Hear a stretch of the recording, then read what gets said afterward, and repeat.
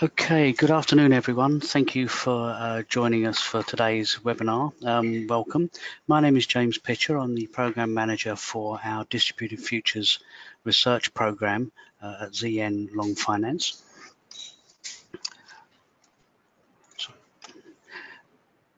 Shortly I'll be handing over to Tim Connell as one of the co-authors of this fascinating report into scandals, which we launched on the 7th of March. This is intended to be a short educational webinar that's listen only, but you do have the ability to submit questions as you go, and we have some time set aside at the end for Tim or myself to be able to answer those questions if we can.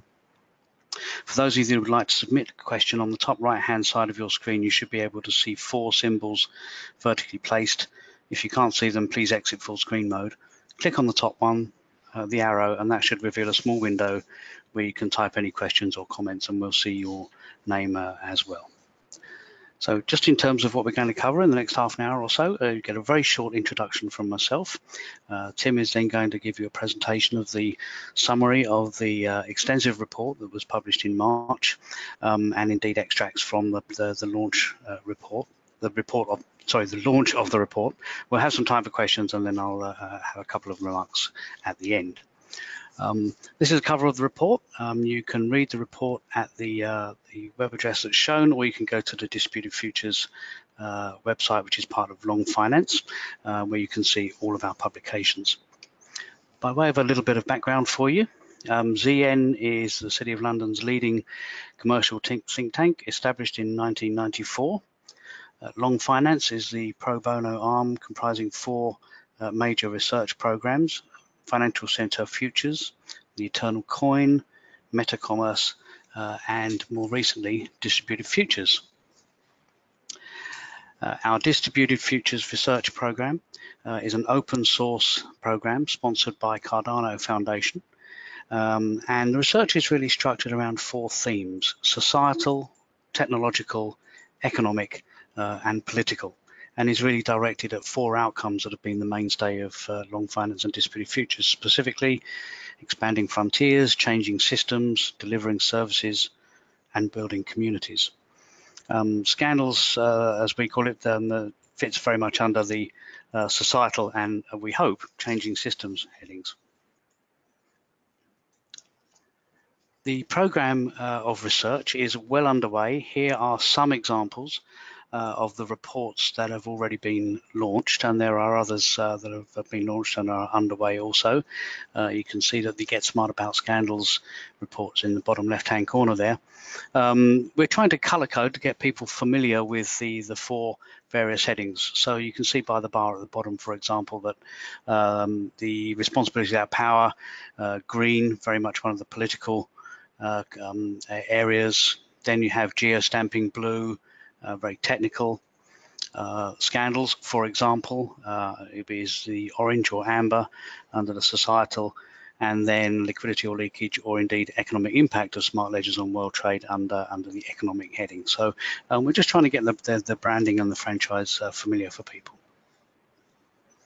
In terms of the timeline, these are the reports that have been published so far. There are many more in the pipeline, as you can see, under the various headings. In fact, this slide is probably about 2 months old now. We are well into the rest of the program, and we've actually added a number of other projects in terms of what we're going to be publishing over the next or over the coming months. I think we're now at 50 plus if you include the 9 that we've already done. Our approach within Distributed Futures is really not to focus on certainly cryptocurrencies or blockchain, the technology that underpins many of those, but rather on what we like to refer to as smart ledgers throughout the program. I'm not going to read out everything you can see in terms of the terminology evolving slide, but we're really moving from a very basic book, a record of transactions, right the way through to where we are in terms of smart ledger at the bottom, which is a mutual distributed ledger with embedded executable code. So I'll just pause for a few seconds just so that you can cast your eyes down the list of kind of how the terminology has evolved from ledger to what we are referring throughout our program to as smart ledgers.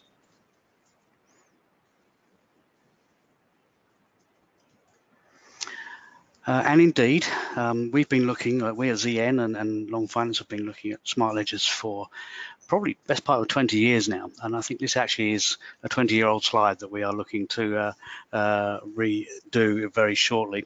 But it gives you an idea of the immense promise that there are in the smart ledger spaces in terms of where efficiencies and the elimination of third parties can be introduced, whether it's in the financial services world, public records, private records, semi-private records, intellectual property, identity, and indeed other areas as well. So there is a huge amount of reach in terms of smart ledgers, and that's what we're looking to do in terms of our research program, is to furnish people with a better understanding of the opportunities and indeed the impact. And with these opportunities and the potential impact of smart ledgers in mind, one of the very important things is to perhaps see how we can learn from where it hasn't been governed or managed quite so well, or where issues have arisen in the past. And that's why we invited Professor Tim Connell and his co-author Bob McDowell to do some research for us, which when launched was received extremely well indeed. And actually, at the time, and not necessarily coincidentally, we were running this in tandem with the Lord Mayor's civic plan to restore trust in the city. You can see the acronym for civic there. I'm not going to read it out, but essentially there is obviously a lot of connectivity between the Lord Mayor's plan, which is kind of one of his mandates for his year of office, and indeed the Lord Mayor referred to our report in the launch of his plan, and we refer to his civic plan in the body of the report, and the Lord Mayor was kind enough to offer a foreword to the front of the report as well. So again, you can look at that online, and there's clear connectivity there. So a couple more words from me at the end of the half hour, but I'm now going to hand over to my colleague Professor Tim Connell, who's going to walk you through the body of the presentation. Thanks very much, James. Welcome, everybody. It's an interesting topic. It started off really about 10 years ago, as you might imagine, around about 2008 at Gresham College.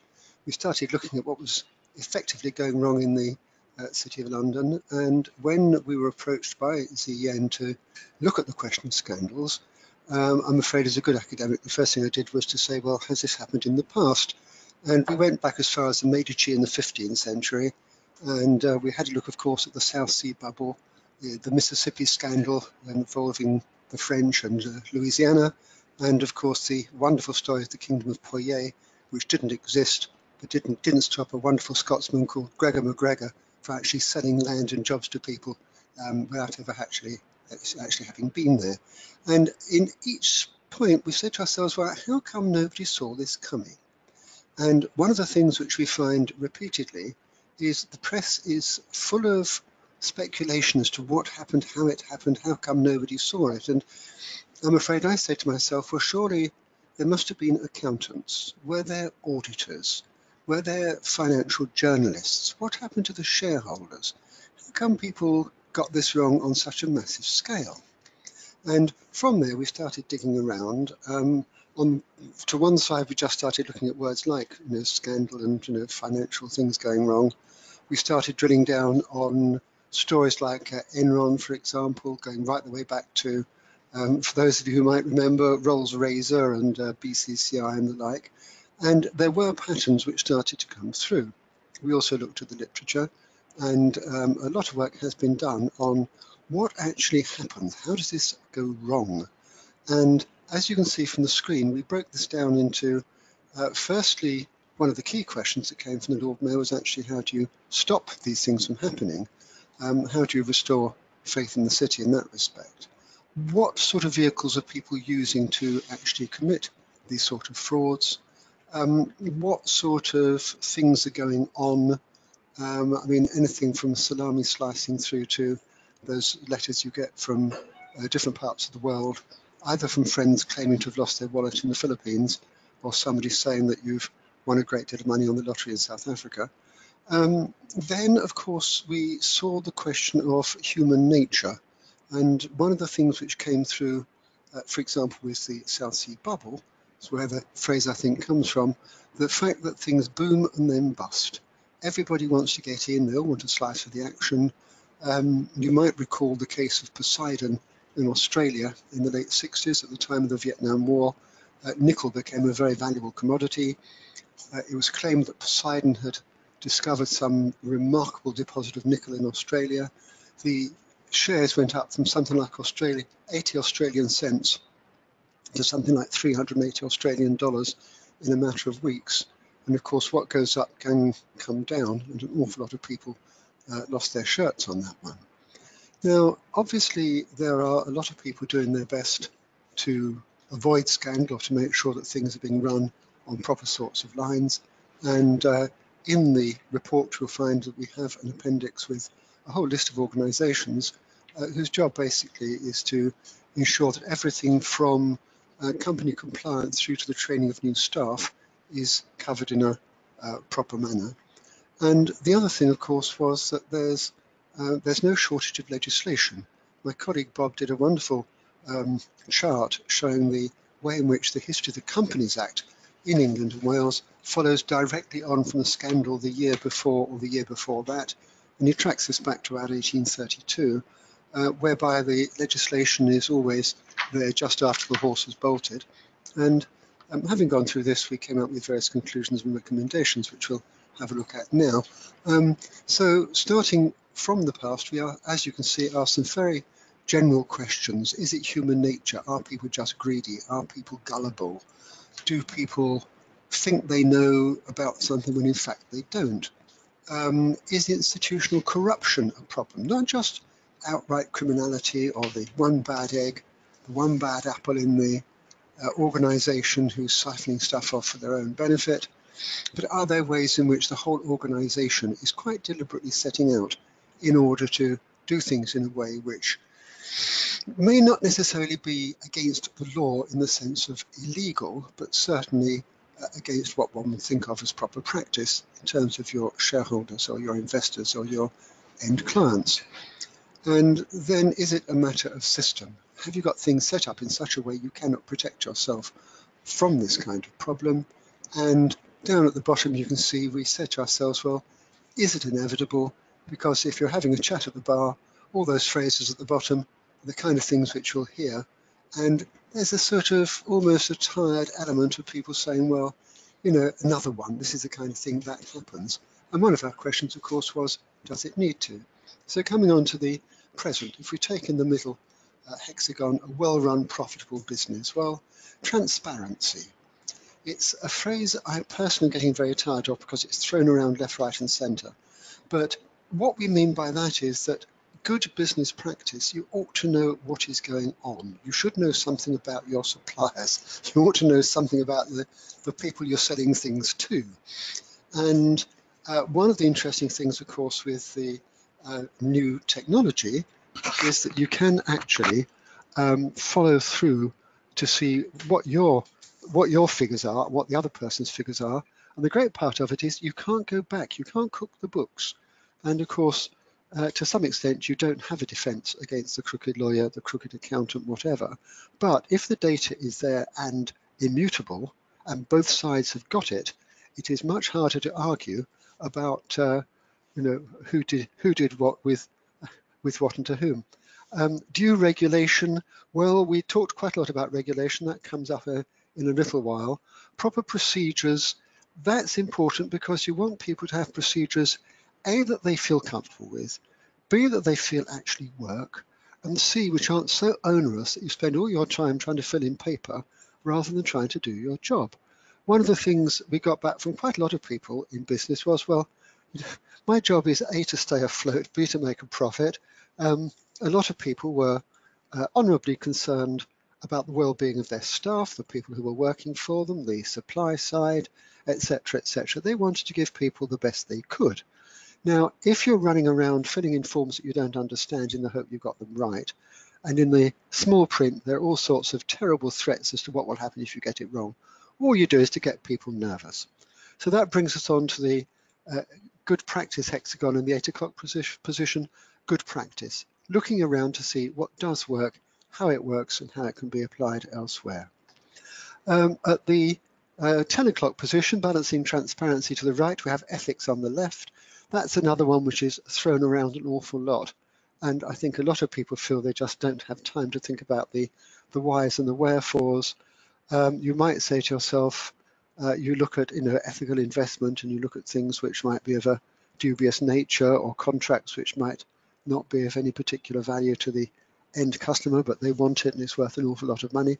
It spreads out in all directions, and it's something which in the course of not just working life, but I think also in the process of education and training, which is what you see at the 12 o'clock position, people actually giving time to reflect and think about what it is they do, how they do it, and also, of course, why they do it. Now, coming on to the future, we've got all sorts of interesting possibilities here. The top left, we have fintech, which is a very new area, to say the very least. Cryptocurrencies, you'll have been reading a lot about in the newspapers. Possibly the new frontier, or maybe even the wild frontier of finance. You get as many good news stories about cryptocurrencies as you do about bad news ones. And I think it's too early quite to say which way it's going to go. But there are quite strong arguments in favour of what is really a very novel area of finance. And then, of course, artificial intelligence. A lot of this comes up in the press, a lot of speculation again, some very, very clever things being developed by people. At the same time, can artificial intelligence, can automatic forms of investment actually have the human dimension whereby you say, is this the right thing? Might be profitable, I might make a lot of money in a very short time, but am I damaging other people? Am I breaking the law? Am I going to bust my company as a result? Think of one or two of the big scandals we've had in recent years in the square mile. Global challenges, well, this is where ethics pops up again. These are areas which are less easy to define. The business culture. They're things, you think of the City of London, my word is my bond. If you said it, you did it. If you said you were going to pay by a certain date, you did. Now, this was an awful long time ago. The world has changed, but it's interesting that you would hope at least that there is still an element whereby you say, well, if I'm in this for the long run, if I'm going to be in business for my working life, if I'm going to be the managing director for however so many years, I want to make sure it goes well on my watch, and I want to make sure I'm handing things over properly to the next person, which of course then leads into ethical issues, who actually oversees those, who actually thinks about what is or is not ethical, which I suppose takes us into jurisdictions. If you follow the Clive cartoons in the Daily Telegraph, they've done some terrible things about compliance and compliance officers. Someone has to actually have the oversight. If you watch the program about the guy who got caught up with the Russians on a Sunday night, the same sort of things, you find yourself getting dragged in deeper and deeper, and that only happens because you actually go through the orange light before you hit the red one. Politics, of course, well, there's so much speculation at the moment about views on the left and views on the right. Something which, a projection in the next few years, I suspect any company would be involved in. Government debt, now reading just recently about the enormous size of government debt, quite what you do with it. Is it manageable? Is it controllable? Think of the national debt and the rest of it. Now, this took us into various areas, talking to people, reading up. One thing I'm very proud about with my report, by the way, I have no fewer than 215 footnotes with links across to all sorts of interesting websites which you might like to visit, all of which are far too long for me to include in the report, but do have some very interesting information. Now, one thing which came back, too much detailed regulation. If people don't understand it, they're not going to be able to run it. And instead of using it, they get frightened of it. And that means you get on to number two, which is the regulation which is there is not going to actually prevent what is going wrong. And if you bear in mind that something like 75% of the City of London is made up of small and medium-sized enterprises, one size of regulation does not fit all. At the same time, you see that there are swinging threats and fines. You see what's happened to a fair number of major organizations, especially when it comes to enormous fines from American regulators.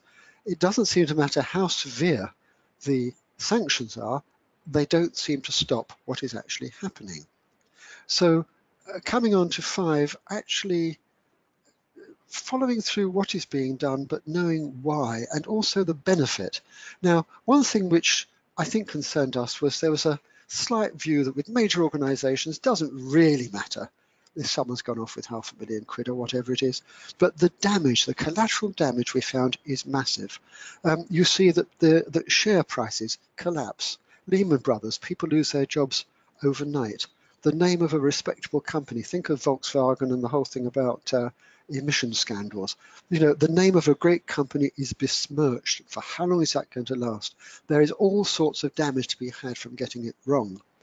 At the same time, bearing in mind number 6, globalization, you're dealing with a wide range of jurisdictions, very different ways of working. I don't think Latin Americans work in the same way as the Russians. I suspect the regulations in Canada aren't quite the same as they are in, shall we say, Indonesia, which means a certain amount of flexibility, understanding, having the right connections with your overseas partners. I think it was HSBC who bought a bank in Mexico. They didn't carry out the due diligence and found it to be money, laundering Mexican drug money, and they got clobbered by American regulators. This kind of thing can obviously happen. Major financial centres, therefore, have to look around at what they're doing, who they're doing it with, and making sure that what they have by way of regulation is going to actually work. So we came up with some recommendations. Obviously, I'm not going to read them all out loud, but as you can see from the list on the right, we went back to the civic values, and these were the things which we would recommend if you're looking at matters of policy. We would not wish to see more legal powers. We did feel that there's no shortage of law in place, but how to actually steer your way through all of this, and as I say at the bottom there, to get away from the irritating box-ticking exercise in order to make sure that these things work. And always a good idea to review to see what best working practices are.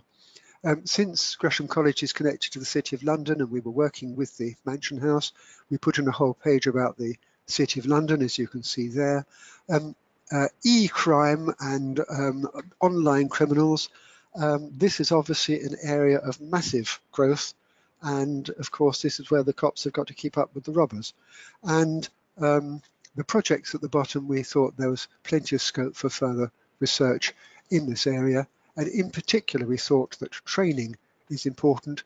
Continuous professional development as well as initial training. This ought to be in undergraduate business degrees. It ought to be the sort of thing that you're training your senior staff in to make sure that they're up to date with everything that goes on. So a final screen, these are the sorts of food for thought items we came up with, and I think this is time we can hand over to, one more, I beg your pardon.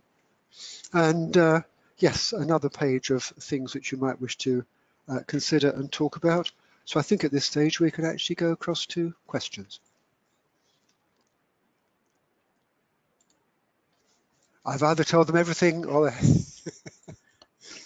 would anyone like to ask a question at the end of this?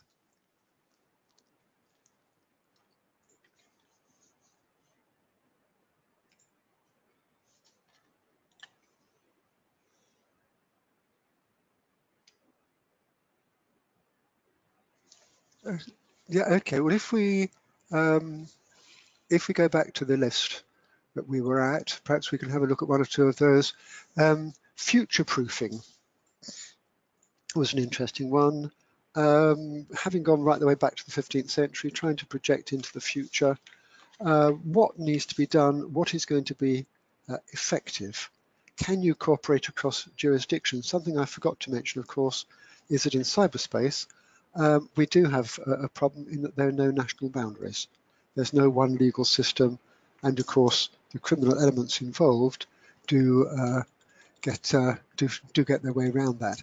Now, I have a nice question coming up. What is my opinion about a certification regime which places a very specific burden of liability on senior people in the financial sector? Will it help?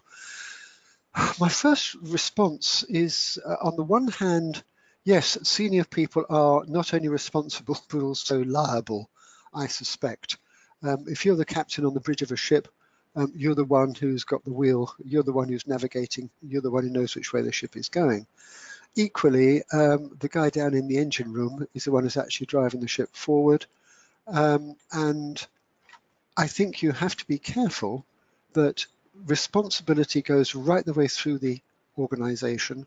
I rather take the view, if somebody isn't doing what my grandfather used to call a proper job of work, then why are you employing them? If they are employing them, they've got their place in the organization and they have their duties as well.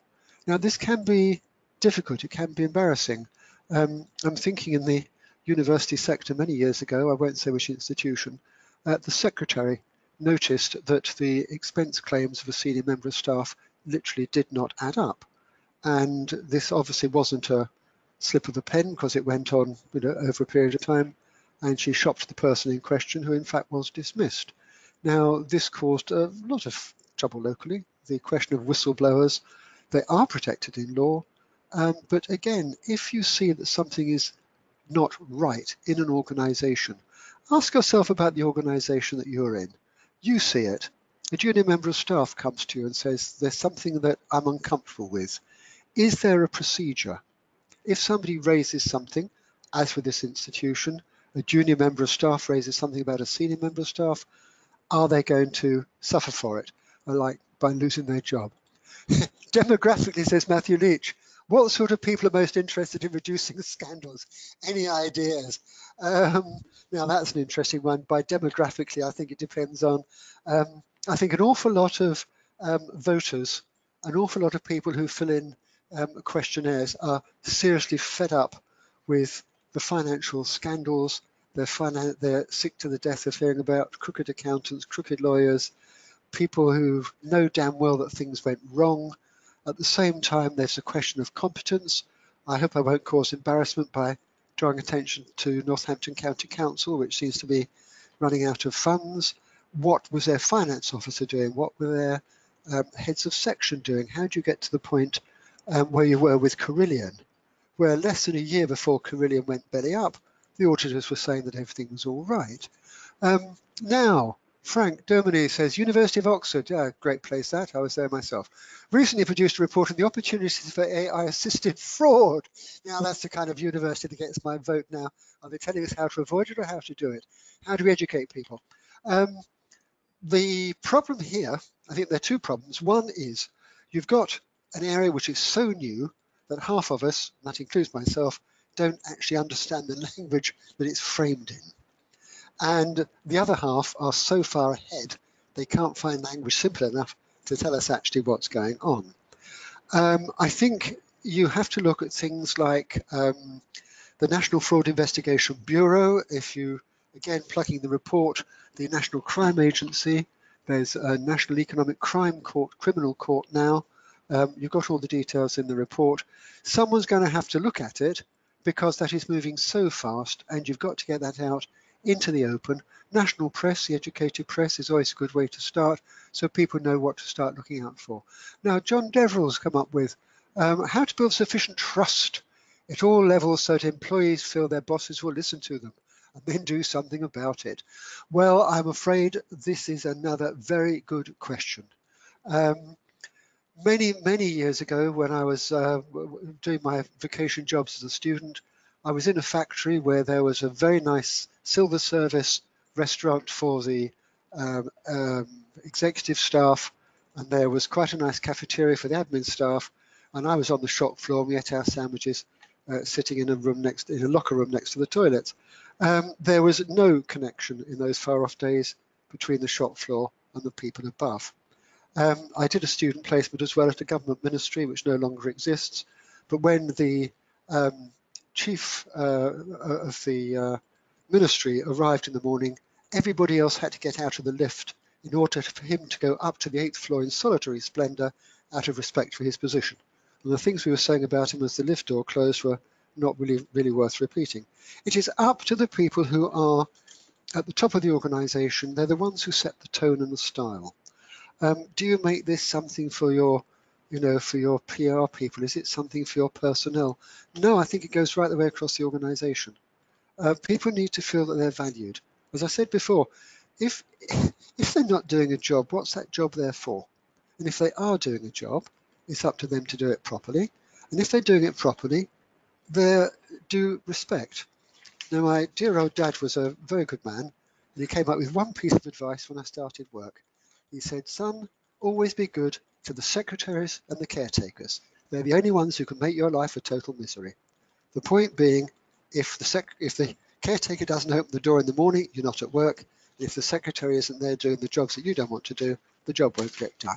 People have their jobs and they need to be respected for it. If you start from there, I think you'll find other things start to fall in place. What sort of people are most interested in reducing scandals? Well, the very first professor of business ethics at Gresham College was a Jesuit priest. So I think we might start off somewhere like that. Demographically, well, it's a difficult one. The people who ought to be involved in it are the ones who suffer from the impact of scandals. They are the people who are responsible for organisations which ought to have oversight. These are the accountants, these are the lawyers, these are the auditors, the financial journalists, members of Parliament, members of House of Commons committees. The list is endless.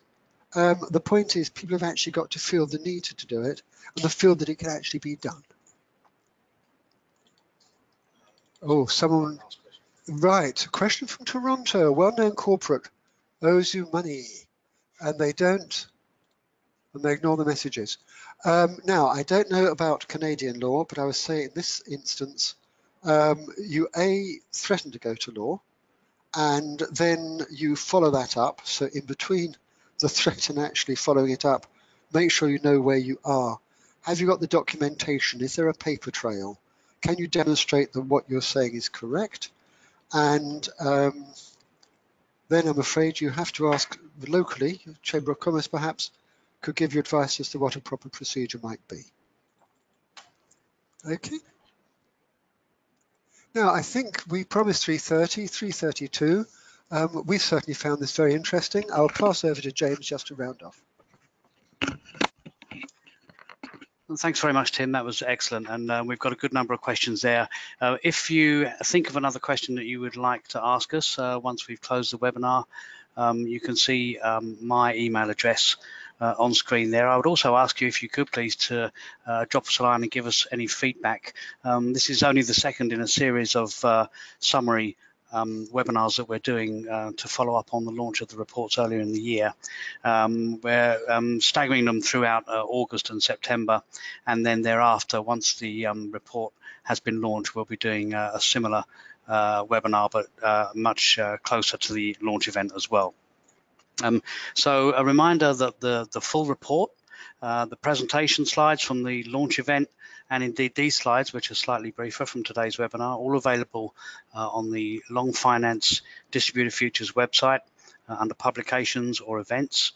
Again, if you could drop me an email there, james_pitcher@zien.com, we would very much like to hear from you. So it just remains for me to thank Tim very much, not only for him and his co-author Bob and Dan writing the report and presenting these results back in March, but also for today's really insightful summary of that. So thank you again, Tim. Thanks again, everyone, for joining us. If you have any questions, please email me, and we'd really appreciate any feedback. So with that, I'm going to close the webinar. Thank you all, and we hope you can join us on future similar events. Thank you and goodbye.